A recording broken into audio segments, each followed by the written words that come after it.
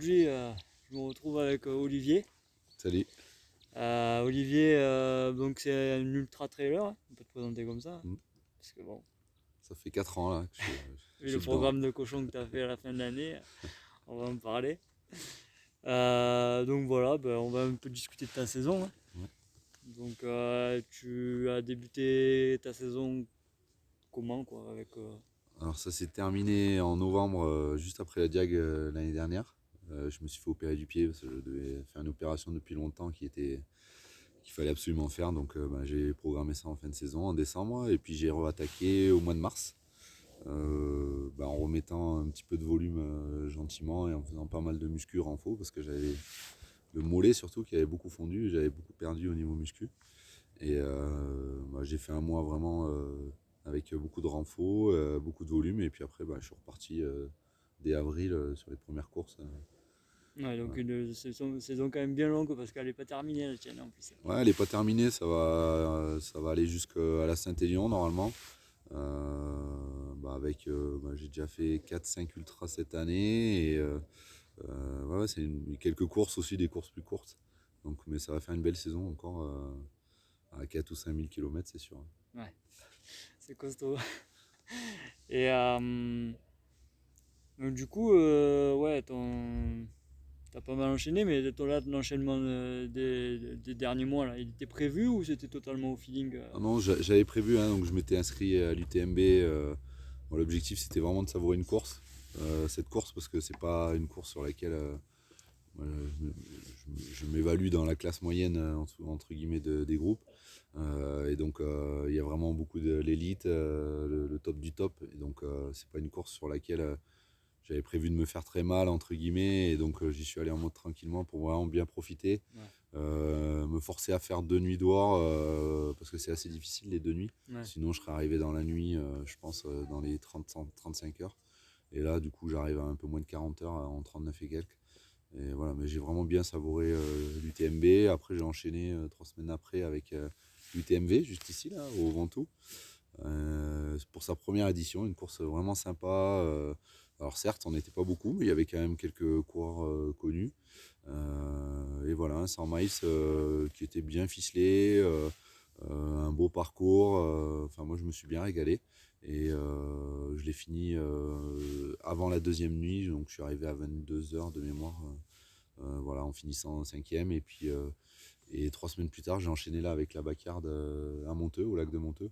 Donc c'est Ouais. deux courses locales, mais voilà, j'en ai profité. Puis j'ai fait une trentaine de tours avec 240 km. Voilà. Donc, l'objectif c'était au moins de faire 30 tours pour me jauger parce que j'avais jamais fait de backyard et voilà, j'ai bien apprécié le concept et l'organisation aussi. Voilà, une belle équipe d'organisation, de bénévoles là, vraiment, je me suis bien régalé, quoi. Ouais. Ouais, c'était costaud. Mais on va revenir un peu sur ton UTMB. Mm. L'UTMB, donc t'as profité. Bon, t'avais quand même un objectif, je crois, de Ouais, je 38 voulais heures. faire 37-38 heures maxi parce qu'à la Jack j'avais fait 43 donc j'avais un petit peu évalué mes temps et tout ça. Mm. Et puis j'étais allé en repérage un mois avant là où j'avais fait quasiment la boucle complète sur un jour et demi. Voilà, donc je voulais faire 37, 38. J'ai fait un petit peu plus. J'ai dormi à un moment donné sur la deuxième nuit. Ouais. Et voilà, donc j'arrive en 39, Ouais, c'est quand même 39 et difficile sur quelques. Ultra d'être très très précis quand même. Oui, oui, oui. On C'est- essaye de se fixer des temps de passage vraiment en découpant l'ensemble de la course. Ouais. Donc il y a beaucoup de travail en amont hein, sur la prépa course, sur l'analyse avec les traces GPX vraiment du dénivelé, des secteurs. Et après, si on ne connaît pas, voilà, on fait des évaluations. Mais sinon, quand on fait des recours, on sait à peu près combien de temps on va Ouais, mettre. c'est sûr, ça Voilà. aide. Ouais. J'ai vu sur ta vidéo, donc parce que tu fais des vidéos un peu sur YouTube, de tes résumés de courses, et tu y allais avec Virginie, ta femme, Mm. et je me suis posé une question, pourquoi t'as pas fait ton assistance? Enfin, pourquoi t'avais un drop bag? En fait, elle est venue à l'assistance. Sur l'UTMB, tu peux pas. C'est impossible à une seule personne de faire plusieurs points de course en assistance. Et là, pour venir à Courmayeur, c'était trop compliqué. Donc, elle est venue au premier ravito parce que c'est à 20 km. Et après, elle est rentrée parce que tu es obligé de prendre des bus là-bas. donc les bus UTMB, ou pour lesquels tu achètes le ticket, hein, et après elle est montée à Champélac en Suisse. Et donc elle m'a attendu là. Et voilà, donc j'avais mon drop bag à Courmayeur, c'est à peu près à mi-course. Ça permet d'avoir au moins 2 ravitaux complets où tu peux Ouais, voilà, récupérer des affaires, te changer et avoir un peu moins de poids. Voilà. Et puis l'avantage aussi d'avoir fait la reco, ça m'a permis de détecter des zones où c'est qu'il y avait des fontaines en montagne qui n'étaient pas recensées sur le planning de la course. Et du coup, voilà, j'avais pris juste 2 flasques. J'avais pas du tout de poche à eau, rien du tout. Et ça permet de remplir, même ouais. sur les tronçons. Ça se fait très bien, Ouais, quoi. ça se fait très bien. Ouais. D'accord. Mais quand tu parles que c'est impossible pour une seule personne, tu penses, parce que les premiers, c'est tout le temps la même personne. C'est plus pour l'arrière du Alors, milieu de peloton les premiers, c'est plus pour l'arrière parce que les routes sont fermées là-bas, ils ferment toutes les routes. Ah ouais, Et ouais. donc, Parce que les premiers, ils ont des passe droits. Enfin, ils ont ouais, des. c'est possible, hein, je sais pas, Enfin, mais je crois qu'il y a des trucs élites, mais je ouais, sais il y a pas des si choses c'est. comme ça. Donc, eux, de toute façon, ils arrivent sur les ravitaux, il reste 2-3 minutes maxi. Ouais, d'accord. Voilà, Courmayeur, je suis resté au moins une demi-heure tranquillement, me poser, j'ai mangé, j'ai profité là, du jambon italien et voilà, pour bien me remplir Ouais, la panse parce que j'avais fait toute la nuit dehors. Il faisait très froid au col du Bonhomme, il y avait de la neige. Et du coup, ça permet voilà, de bien se poser, bien récupérer. C'est difficile de repartir, mais. Et puis ouais, après, sur ce type de course, c'est toujours avec les mêmes personnes finalement. Au bout de 40-45 km, les gens ils sont à peu près répartis sur un certain délai de course et tu vas courir avec les 10 mêmes personnes jusqu'à la fin qui vont te dépasser et que tu vas redépasser en fonction du temps que tu ouais. vas passer dans les Ça va être ravitaux, quoi. toujours. Ouais. D'accord. Mais comment tu fais pour un tel enchaînement d'ultra? Entre les ultras, Alors après, moi je comment tu gères récupère ça? assez facilement au niveau des jambes. J'ai un gros volume au quotidien. Je fais entre 100 et 150 km par semaine. Je cours quasiment tous les jours, tous les matins avant le boulot à 4 heures. Après, j'essaye de faire au moins une sortie plus grosse dans la semaine. Donc, c'est des sorties de 10-15 bornes. Et après, j'essaie de faire une sortie de entre 30 et 60 toutes les semaines. Voilà, donc ça fait quand même pas mal de volume. Du coup, au final, je récupère assez vite au niveau des jambes. Tu vois, là, je suis plus fatigué au niveau pulmonaire parce que tu as quand même des irritations sur les ultras au niveau pulmonaire. Parce que la respiration, elle est quand même importante et on est en hyperventilation quand même beaucoup. Donc voilà, sur le troisième de suite, là, c'est plus là où j'ai du mal à récupérer. Ça prend un petit peu plus de temps, mais sinon, et puis je ne prends pas de médicaments, rien du tout. Donc voilà, Ouais, il n'y a rien pour faciliter la ouais, ouais. récupération, si ce n'est des massages et un peu d'électrostimulation pour les jambes, quoi, c'est tout. Ouais, d'accord. Et sur quoi on va partir là? Bois un coup, hein. Que tu es en train de te déshydrater. Euh, du coup, là, on était sur ouais, et l'UTMV, du coup. Donc, l'UTMV, donc première édition, on a dit. Ouais. Bon, beaucoup de personnes ont râlé, hein, parce que bon, j'étais bénévole Ouais. sur les ravitaux. Toi, qu'est-ce que tu en as pensé globalement Alors, voilà, ceux qui ont râlé, je pense que c'est des gens qui font pas beaucoup d'ultra, du coup, qui savent pas la chance qu'on peut avoir d'avoir un ultra chez soi, juste à côté de la maison. Ouais, Donc ça, c'est très pratique, hein. Nous, on est d'Avignon, donc voilà, le délai route, il est assez restreint. Et même pour tout dire, j'ai travaillé le jour J. J'ai fini, alors le départ c'était 17h, j'ai fini à 15h, je suis arrivé à l'arrache pour récupérer le dossard et le ouais, que boulot tu m'avais demandé si je pouvais pas le si je pouvais récupérer. pas le récupérer. Et je suis parti, voilà, donc j'ai vite, je me suis changé, j'ai pris le sac, je suis parti, quoi. Ouais, Donc c'était assez short, hein. Et non, mais c'est une très belle course. Donc c'est sûr, sur le début, le départ était assez sympa. Et après le lac du Paty, là, voilà, il y avait un peu de débalisage. Et donc il y a quelques personnes qui se sont perdues. Bon, mais après, c'était demandé aussi d'avoir le GPX sur la montre. J'ai vu des oui, gens qui n'avaient pas forcément les traces dessus. Donc forcément, hein, si tu l'as pas et que comme on ouais. n'était pas beaucoup, il y a vite des écarts, tu peux vite te perdre. Bah, surtout, ouais, surtout le nombre qui fait que Ouais. d'habitude tu arrives un peu à Oui, suivre. à suivre les autres. Et Et même moi, là, j'avais la trace, je me suis perdu une ou deux fois, mais bon, sur 100 mètres ou 200 mètres, ouais, le balisage, si tu le vois plus, il faut vite revenir. Donc il faut être assez attentif quand même sur les ultras. Et après, voilà, la première partie de course était très roulant, avec oui, un petit peu de bitume à partir du 30e kilomètre, là. Mais après, moi, voilà, j'ai plutôt apprécié.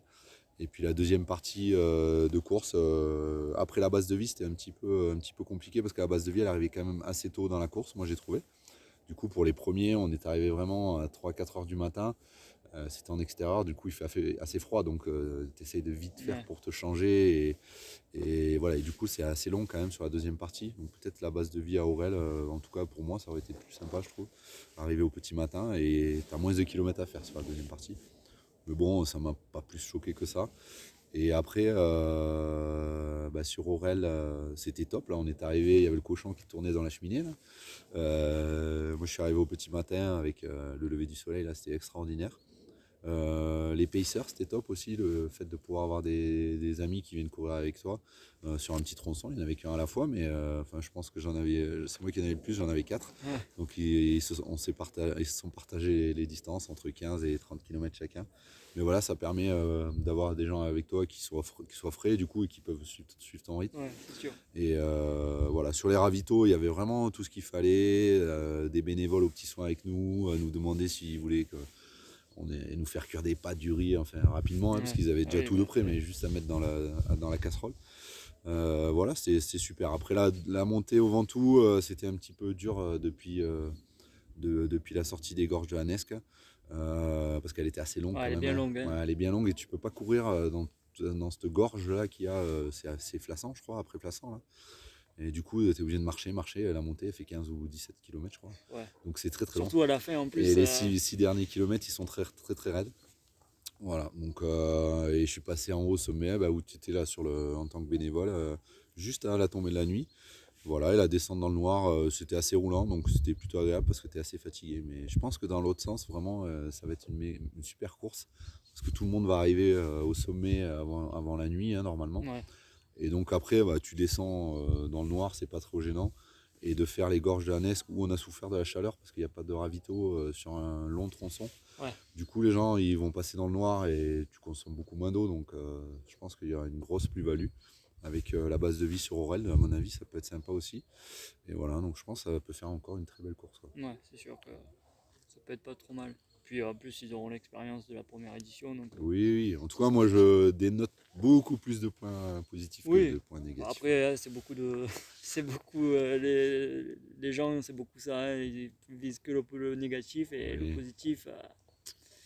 Mais ouais, ils en parlent pas trop. Malheureusement. En plus, les gorges de Hanesque, c'est quand même assez risqué là-bas. C'est un peu technique, non? La descente, la falaise, la descente, ouais. Parce que du nous, coup, on dans avait... l'autre sens, ce sera sympa parce que la descente est beaucoup moins risquée dans Ouais, parce que nous, on dans avait l'autre un sens. point là-bas où on devait y être pour sécuriser. Enfin, c'est surtout la nuit. Ouais. Enfin, nous, on y a été, mais bon, on a vu un coureur. Quoi. Ouais, on avait vu que le premier ouais. avant le lever du jour. Mais ouais, là-bas, c'est quand même technique. Donc, si tu dis qu'il y a des idées.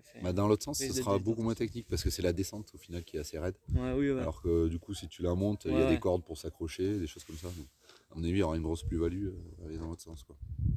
Et il y aura des meilleurs temps, je pense. Ah ouais, tu penses? Ouais, c'est sûr. Parce tu montes le Ventoux avant déjà. Voilà, les gens vont monter le Ventoux avant, donc ils vont le monter assez rapidement. Et puis quand même après Aurel, on est quasiment remonté jusqu'au Ventoux et il y a quasiment 2 montées au Ventoux. Donc la deuxième, alors je sais pas, moi j'ai proposé de passer vraiment au camping, de l'autre côté au Mont-Serein, et ça peut être sympa aussi d'aller jusque ce côté et puis redescendre. Après c'est d'autres sentiers, je sais pas, peut-être ça rallongera trop, mais ça peut être sympa aussi de monter une deuxième fois. Voilà. Pas jusqu'en haut, mais voilà. Pourquoi pas. Et donc du coup le dernier défi en date, la backyard, là, le hamster. Le hamster au lac de Monteux, c'était le week-end dernier. Alors qu'est-ce qui t'a pris de faire ça? Je voulais me tester là-dessus parce que j'avais vu pas mal de bons retours sur les backyards. Après je savais pas s'il allait y avoir du dénivelé ou pas, parce que du coup le principe c'est que c'est une course à 100 miles qui est découpée. Sur un tronçon de 6,7 km et l'objectif c'est de le faire 24 fois pour faire un 100 miles en 24 heures. Ce qui est déjà extraordinaire pour le commun des mortels. Ah oui, c'est vrai que... donc c'est relativement plat là quand même. C'était relativement plat, il y avait une petite côte de 10 ou 15 mètres sur le haut du lac de Monteux là. Et voilà, donc je voulais me tester là-dessus, je m'étais inscrit, j'étais sur la liste d'attente. Et voilà, j'étais retenu. Ah oui, d'accord. Parce qu'il y a très peu de places, il n'y avait qu'une centaine de places et c'est assez vite pris quand même, hein. Parce qu'il y a vraiment des gens de tout âge qui viennent. Beaucoup de camping-caristes, j'ai trouvé au final. Parce que tu as le confort aussi de pouvoir revenir à chaque boucle à ton Oui, camping-car. Si tu as ton compagnon ou ta compagne qui t'attend, bah voilà, elle est tranquille là et elle te revoit passer plus souvent au final que sur c'est un sûr. ultra classique. Voilà, donc bah, c'est sûr pour les coureurs, tu as un peu l'impression de tourner en rond, mais bah, voilà, avec les changements de couleur le matin, la Ouais, nuit, enfin voilà, donc ça passe quand même finalement assez vite. On est très vite à 60 km pour les gens qui courent pas beaucoup, parce que tu as quand même des phases de récupération, et il faut trouver son rythme au final. mm, Voilà, donc je dis bah, je m'inscris, je vais essayer. Et voilà, et donc bah, j'ai fait 32 tours. Donc ça me fait terminer dans les 12e ou 15e places, je crois. Non, c'était bien sympa, moi je me suis bien régalé. Une belle équipe aussi avec beaucoup de bénévoles. On a fait un repas la veille au soir avec une espèce de paella avec les pâtes. Et c'était bien sympa aussi, voilà, il y a une bonne ambiance familiale. Et du coup, comme tout le monde est sur place, les gens ils apprennent à se connaître au fur et à mesure. ouais, Déjà les coureurs entre eux, parce qu'à chaque départ de tour, bah, tu marches avec les mêmes ou tu cours avec les mêmes. ouais. Du coup, tout le monde apprend à connaître rapidement les autres. Au bout de 10 tours, tu connais un petit peu la moitié du groupe quasiment. Et voilà, et tous les accompagnants, ils sont là et du coup, ils discutent entre eux Ouais, c'est et sûr. ils échangent. Et franchement, je trouvais ça assez convivial, quoi, au final, Ouais, c'est un dans notre. concept Ouais. vraiment convivial, ouais, Ouais. parce qu'en plus, voilà, je sais pas s'il y avait trop de monde autour du parcours, mais là, ça permet d'avoir quand même pas mal de monde et Dans de les voir familiales, régulièrement, quoi. ouais, et puis là, c'était une boucle en aller-retour. Donc, on faisait vraiment le Ah, tour du c'était lac et ouais, on revenait. Donc, ça permettait aussi de se croiser entre nous, entre coureurs. Et c'est pas mal aussi parce qu'au bout d'un moment, bah, tu checkes avec ceux que tu croises ou comme tu recroises les mêmes. Et puis les accompagnants, ils peuvent aller jusqu'à ce demi-tour qui est à 400 mètres ou 500 mètres de la base de vie. Et du coup, tu vois plusieurs fois passer les coureurs. Voilà, il y avait quand même un petit peu de monde, j'ai trouvé, c'était plutôt bien en tout cas là-dessus. Et il y avait une bonne ambiance, des bénévoles qui mettaient la musique, qui dansaient, voilà, surtout la nuit, pour tenir un petit peu les gens éveillés. Et puis essayer d'avoir un maximum de gens qui font un ouais, maximum de tours, quoi. ouais, c'est sûr. Euh, et là, c'est pareil, ton dernier ultra, ça te fait pas trop rêver non plus, hein, que tu vas faire. L'Alliance Saint-Élion. Ouais. Ah, tu fais l'aller-retour en plus. Ouais, je fais l'aller-retour. Bah, là, c'est un petit défi. Moi, je fais pas mal de courses jusqu'à la fin de saison. J'avais fait la Haute du Père Noël, qui est en Vendée. Je conseille ça à tout le monde. C'est une super course. C'est aux Herbiers de mémoire. C'est un 120 ou 130, 133 de mémoire.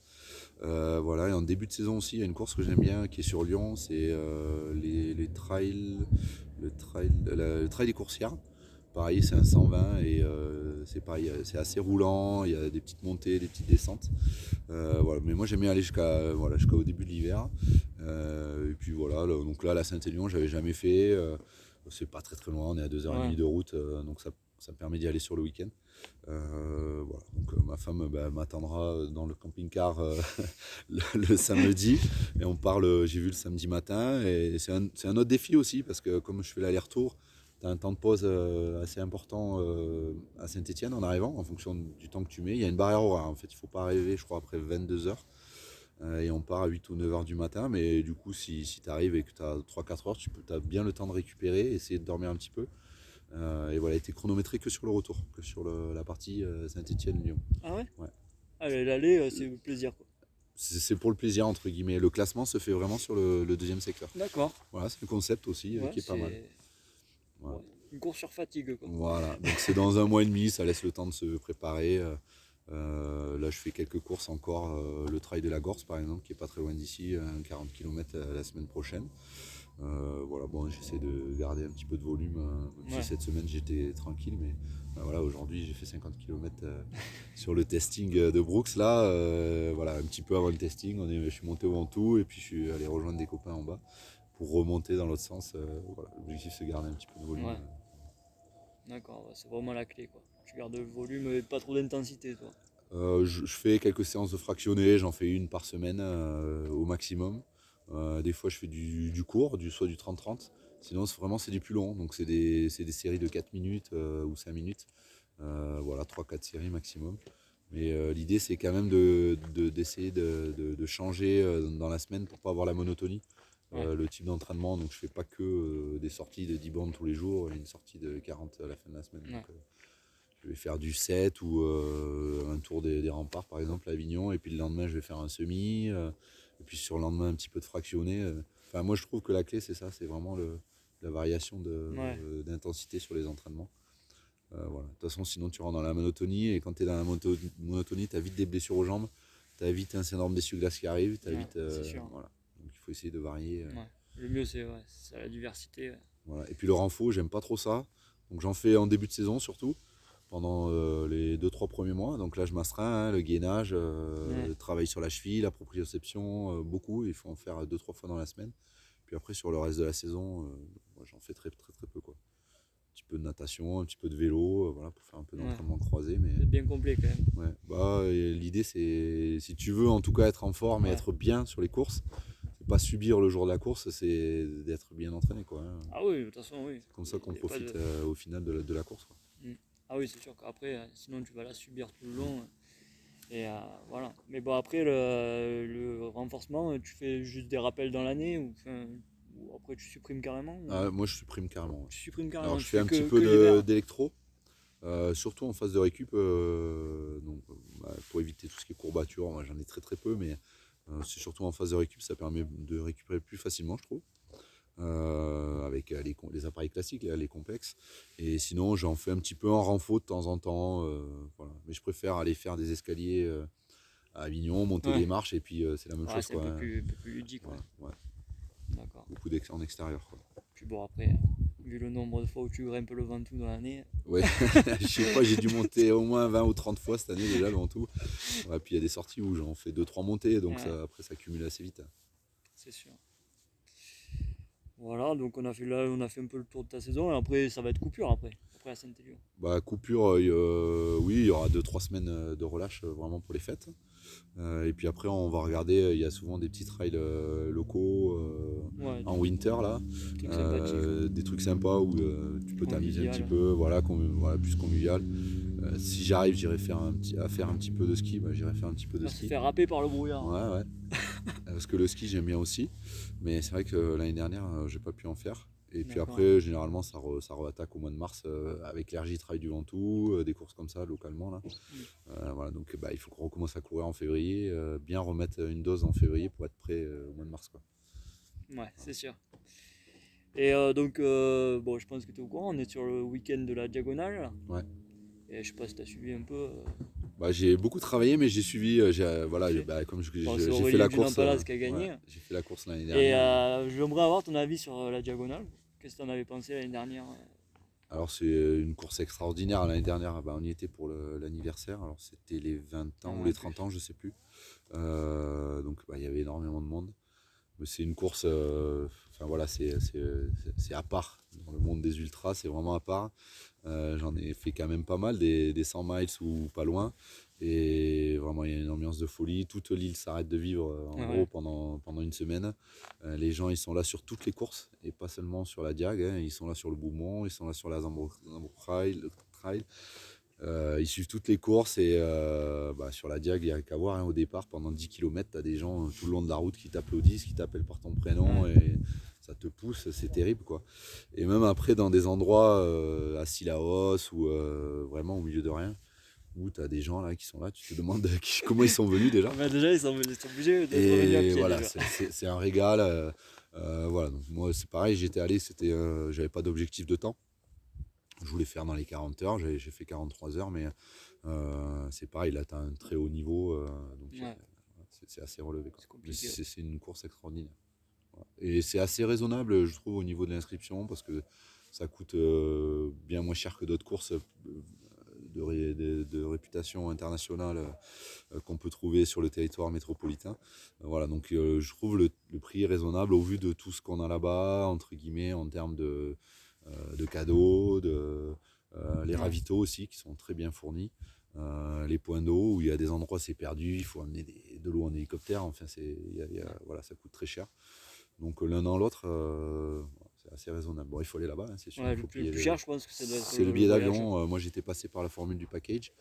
Au final, ça coûte bien moins cher, hein, parce que tu es sûr d'avoir l'inscription.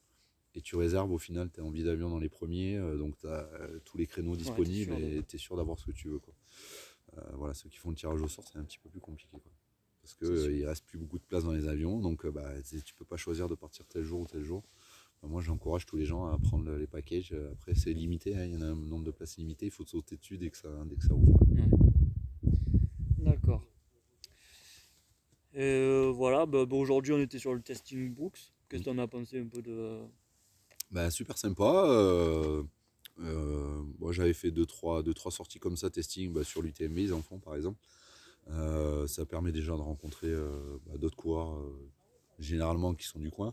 Voilà, donc tu rencontres d'autres personnes, d'autres clubs, ça permet d'échanger, d'apprendre aussi des courses locales qui ne sont pas forcément connues. Parce que même la boucle qu'on a fait là, moi je connaissais pas cette boucle, cette course. Voilà, et après sur le matériel, on est tous. Moi je cours pas avec cette marque, donc voilà, je préfère mes godasses, donc forcément c'est un peu différent, mais ça permet d'essayer aussi d'autres marques de chaussures. Il y avait des bâtons aussi, ceux qui n'utilisent pas les bâtons, ça permet de se tester avec des bâtons avant d'acheter, parce que c'est assez onéreux. Mais voilà, c'était une super sortie, 12 km. De toute façon, en principe, quand on trouve notre marque, il n'y a pas de raison de trop changer, quoi. Moi je cours avec différentes marques, du D4. J'ai une douzaine de paires de chaussures en permanence que j'utilise dans mes armoires, hein. Parce que elles sont vite mortes, hein. Ah oui, j'utilise Strava donc pour suivre le kilométrage, et 700 ou 800 km je les sors, hein, parce que sinon après t'as vite mal au genou. Mais voilà, je cours beaucoup en ASICS Trabuco, parce que sur les ultras l'amorti est très très bon. Alors certes elle s'abîme assez rapidement. Celles-là, elles ont peut-être 4 ou 500 bornes. Je les ai achetées pour l'UTMB.